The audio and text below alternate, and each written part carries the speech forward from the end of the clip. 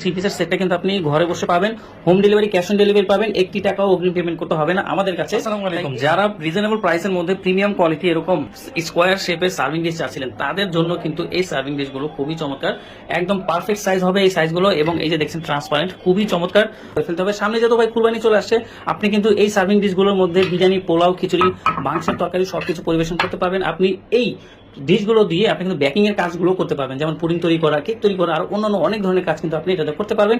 এবং বাসায় মেহমান আসলে কিন্তু প্লাস্টিকের বোল, স্টিলের থালা, বাটি এগুলোর মধ্যে কিন্তু এখন খাবার পরিবেশন করা সৌন্দর্য নয়, এগুলো কিন্তু আপনার খাবারের লুকটা চেঞ্জ করে দেবে, সৌন্দর্যটা বাড়িয়ে দেবে।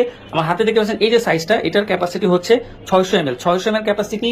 এটার মধ্যে আপনি ভর্তা, ভাজি, শাক, সবজি, সালাদ এগুলো পরিবেশন করতে পারবেন। একটি রোস্ট, 2টি মাছ আপনি এখানে পরিবেশন কিন্তু করতে পারবেন, ঠিক আছে এটার মধ্যে।